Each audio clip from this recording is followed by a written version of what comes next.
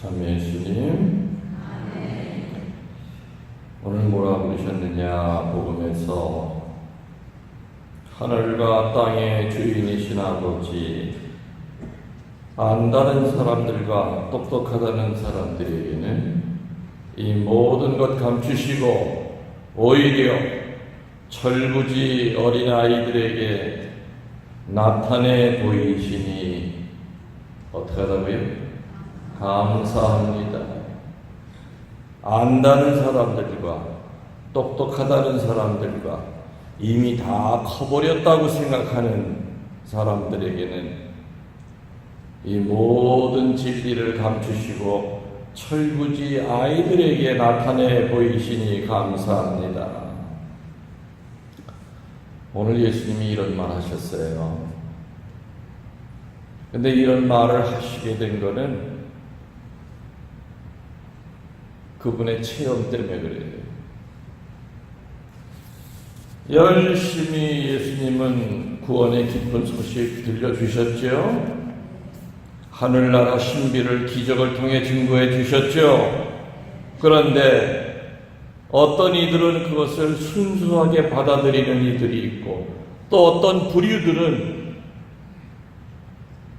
아예 믿는 거는 고사하고 조금이라도 이해하려고 하는 노력조차 없이 그냥 거부하기만 했다 이거예요. 그런 것을 겪고 나신 예수님이 답답해가지고 하신 말이 바로 오늘 이 말이에요. 똑똑하다는 사람들과 안다는 사람들에게는 이 모든 것을 감추시고, 엄밀히 따지면은 하느님이 감추신 것이 아니라 그 똑똑하다는 인간들 스스로가 문을 닫아버린 거지요? 맞죠? 하느님은 감추시지 않아요. 평등하게 다 드러내세요. 조금 전에 들었던 그 4살짜리 아이들도 알아듣게끔 다 이렇게 다 열려 있어요. 하느님의 신비는. 근데 똑똑하다는 거, 안다는 거, 이게 벽이에요. 이게 하느님과 나 사이를 가로막고 있어요. 예수님은 그래서 그것을 마음 아프게 체험하셨죠. 왜 같은 말을 듣고 같은 기적을 보고도 누구는 정말 순수하게 그거를 아무런 의심 없이 받아들이는가 하면은 누구는 그거를 꼬투리 잡아서 트집 잡아서 오히려 하느님에게 등을 돌리고 적이 되려고 그러는가.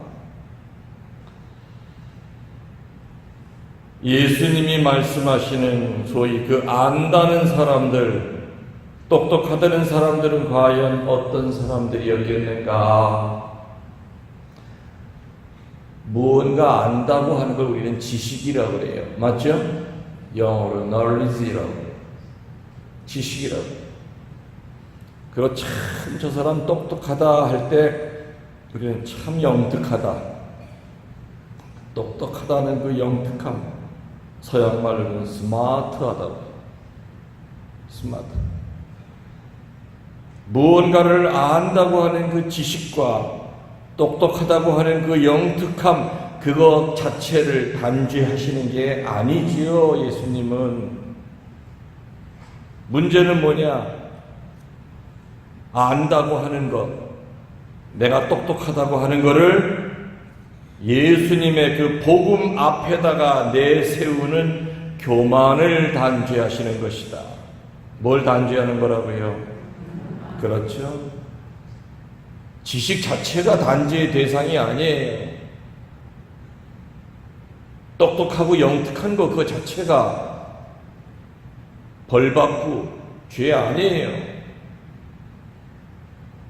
근데 그 알고 똑똑하다고 하는 그 똑똑함을 예수님의 복음 앞에 내세우는 교만을 단죄하시는 것이다.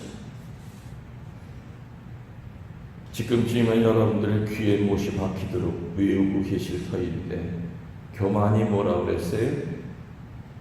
한마디로? 예? 또 잃어버리셨어? 아니 세상에 어떻게 된 머리들이신데 교만이 뭐라고 그랬어요? 자기를 우상 숭배하는 거라고 그랬잖아요. 나 속 터져 죽는 거 보시려고요? 긴 것도 아니고 그냥 딱 한 줄. 교만이 뭐라고요? 우상 숭배가 뭐라고요? 아니, 우상 숭배의 뜻이 뭐라고요? 다시 한번 더 해보시죠. 우상 숭배가 그 뜻이 하느님을 밀어내고 따라해 보시라고요. 그 자리에 떡하니 버티고 있는 것. 여러분끼리 해보세요. 시작.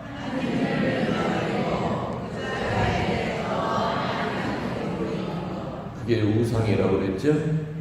근데 교만은 자기 자신을 우상 숭배하는 거라고 그랬어요. 그러니까 결론으로 풀이하면 하느님 밀어내고 누가 올라가야 되는 거예요? 본인 자신.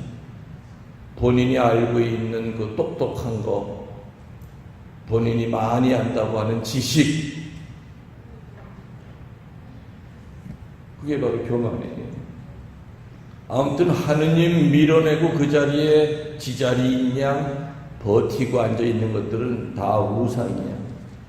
자식 새끼가 하느님 밀어내고 그 자리에 있을 때 그건 자식이 아니라 우상 덩어리에 하루 종일 머릿속에 새끼에 대한 걱정밖에 없어.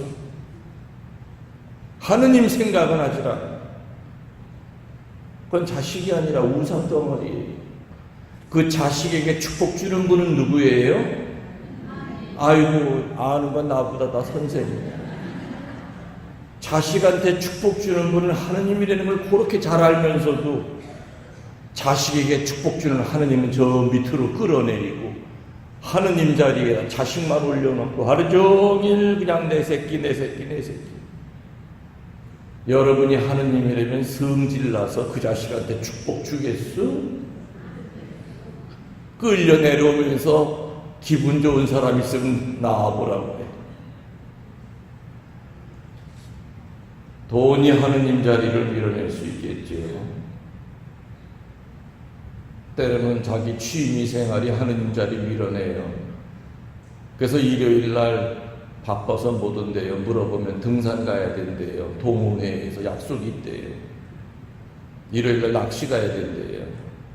일요일 날 골프 치러 가야 된대요. 비즈니스 때문에. 사업 다 접으면 그 다음부터 착실히 할게요. 그럽디다. 아이고. 그러더니 1년 안에 한 9개월 만에 심장마비로 죽습니다. 사업 다 정리하고 나중에 한 70대면 그 다음부터 나갈 테니까 시군이 걱정 붙들어내셔. 나 하느님 이렇게 배반한 적 없어요. 마음은 늘 항상 있어요. 62살에 그 얘기를 나한테 했거든. 그 자기는 8년 남았대요. 하느님 만나러 갈 시간. 8년 지나면 성당에서 열심히 할 거라고 그러더니 8년? 8개월 만에 갑니다. 자다가 심장마비.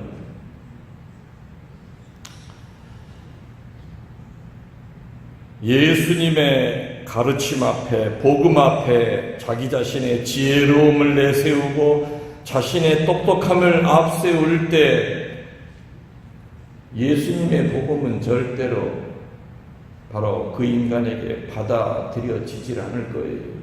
왜? 밑에서 위를 올려다 보기가 편해요? 아니면 서서 바로 밑에 있는 게 보기가 편해요?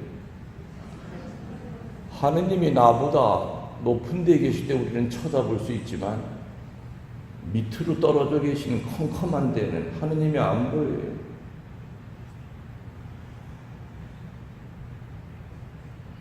분명히 얘기 드렸습니다. 지식을 단죄하는 것이 아니라 영특함을 단죄하시는 것이 아니라 예수님 앞에 자기가 알고 있는 그 지식 영특함을 늘 앞세울 때 생기는 그 교만을 오늘 예수님은 단죄하시는 것입니다. 그렇다고 하느님의 복음이 무식함과 우둔함에 기초를 두고 있다는 것은 절대 아니지요. 또 복음이 지혜와 영특함을 배척한다는 것도 아닙니다. 복음 앞에서는 아는 자나 못 배운 자나 누구를 막론하고 온전히 의지하고 겸손한 자세가 우선적으로 그 바탕을 이루어야 된다는 그걸 겁니다. 어린아이는 대체적으로 자신의 약점과 부족함을 압니다. 그래서 누구에게 의지합니까? 그렇죠. 부모에게 의지하고 어른들에게 의지하려고 합니다. 혼자서 무엇을 결정하기보다는 부모와 윗사람을 따르는 것이 일반적인 어린아이들의 태도입니다. 예수님은 이런 어린아이 같은 마음을 가진 겸손하고 주님께 의지하려 하는 사람들에게 아버지 하나님께서 구원과 하늘나라 신비를 보여주신 것을 감사드린다고 오늘 하느님께 기도하시는 거예요.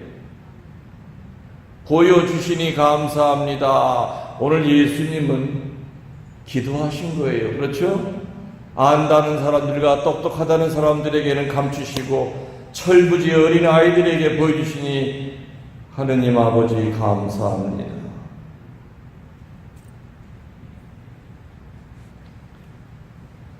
비록 내가 노력해서 얻은 지식이라 하더라도 열심히 공부해서 상식도 쌓았고 또 때로는 지혜도 내 노력으로 얻었다 하더라도 똑똑함도 내가 열심히 노력해서 얻은 거라 하더라도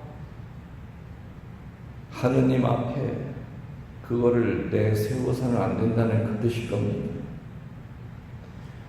주님이 나에게 주신 똑똑함, 영특함, 지혜, 이것은 바로 그것을 가지고 뭘 해야 되느냐? 이 세상의 구원과 하늘나라 신비를 세상에 알리는데 써야 되지 않느냐? 다시 말하면 겸손되이 사용하고 있는가를 깊이 반성해야 된다는 겁니다. 맨 처음에 들려준 할머니와 이 선녀의 이야기를 들으면서 아주 이 온몸에 닭살이 쫙 돋았어요. 얘 천사 아닌가? 얘 천사가 맞아. 이 어린아이가 어떻게 그 어려운 삼위일체 신비를 그 4살짜리가 어떻게 이해하고 있냐 이거예요. 여러분들 4살 때 뭐 이해하고 사셨어요 도대체? 뭐 이해했나 한번 좀 들어라. 말이 안 나면 4살 때 뭐 이해했어? 어떻게 하면 전 많이 빨아먹나 그거 생각했어? 여기 어머니 계시지? 얘기해보시죠. 딸내미 말이 안 나 4살 때 뭔 얘기했어요? 응? 아무 얘기도 안 했어요? 나 이거를 듣고 말이죠. 가만있어. 내가 4살 때 어떻게 살았을까? 가만히 이렇게 생각해 보니까 나는 기억은 안 나는데 어른들이 한 얘기들이 이렇게 하죠. 아유, 얘 어렸을 때 꼬마 때 그러잖아요. 얘 4살 때 뭐 했어? 똥통에 빠졌었어 하면서 오만 얘기 어릴 때 얘기 막 하잖아. 요강 들고 벌 썼어 뭐 그런 얘기 하죠.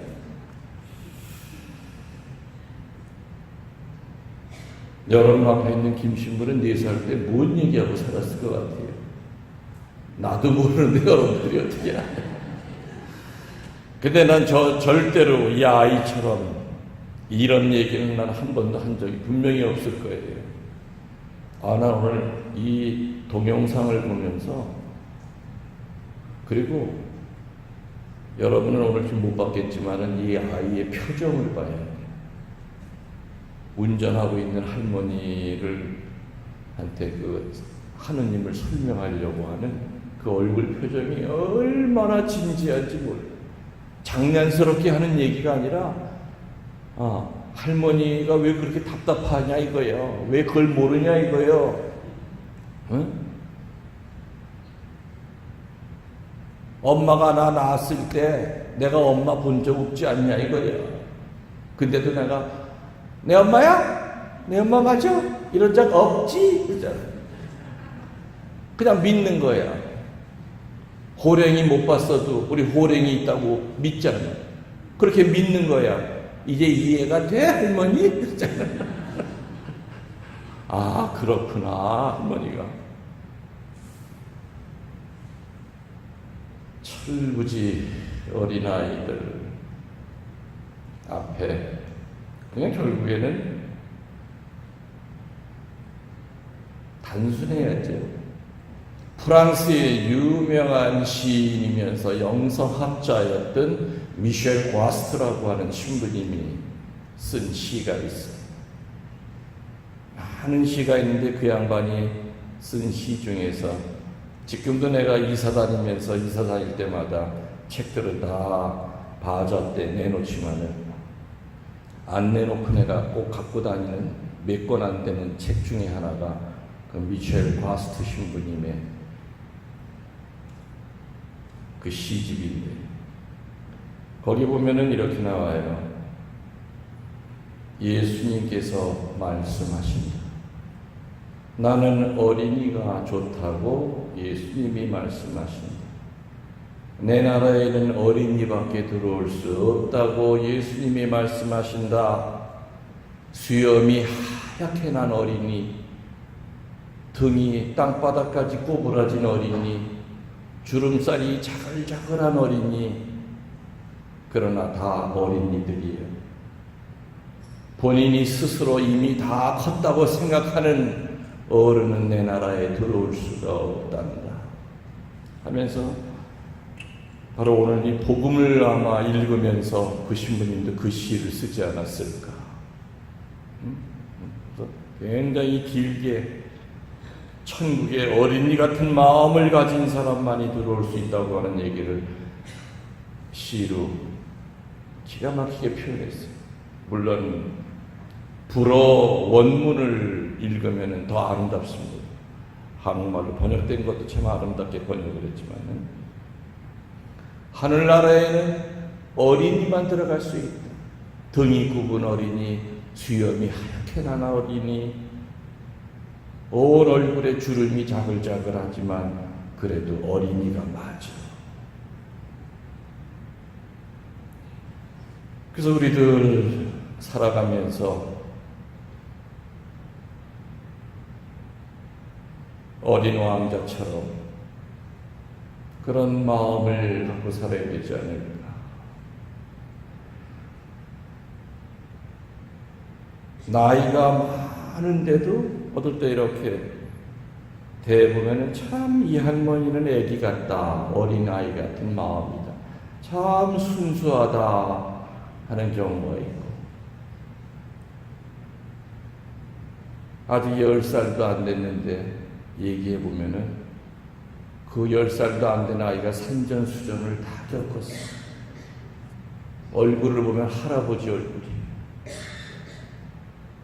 고생에 찌들리고 세파에 찌들리고 어떻게 하면 이 세상 살아남을 수 있을까?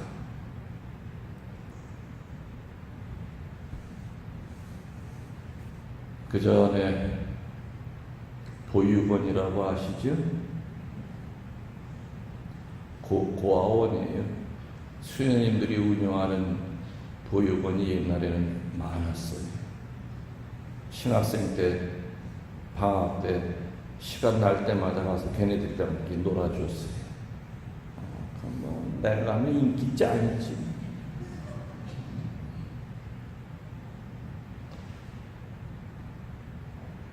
걔네들 이렇게 방에 들어가서 이렇게 얼굴을 처음 가서 봤을 때는 물론 수녀님들이 사랑을 열심히 주지만 워낙 애들이 옛날에는 고아들이 많았어. 그러니까 애들이 늘 어두워. 그리고 난폭함, 먹는 거 가지고 그렇게 욕심을 부려. 거짓말이잖아. 그러니까 아이들이지만 벌써 늙어버렸어요. 세상 어두움을 다 배워버린 거예요, 이미.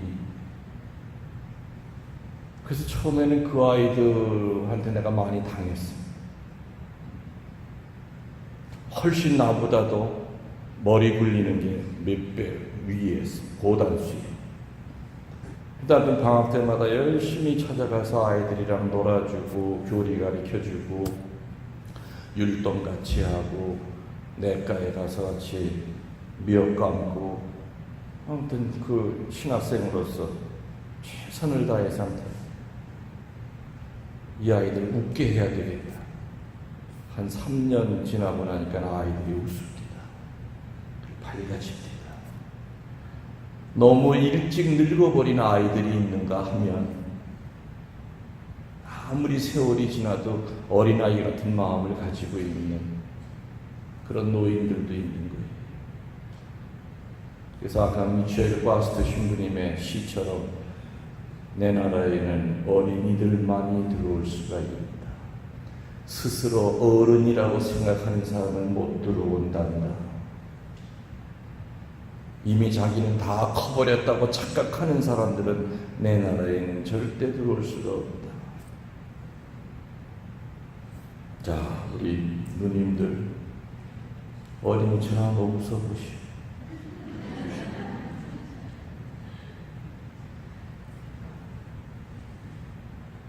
하느님은 웃는 분이에요. 웃으셔요. 어린아이의 가장 아름다운 것 중에 하나가 해맑게 웃는 거예요. 주름이 자글자글해도 어린아이처럼 해맑게 웃는 얼굴이 있어요. 오늘도 우리들은 어른이 되려고 하지 말고 어린아이 같은 마음으로 살도록 노력합시다. 아멘. 옛 예수님과 512번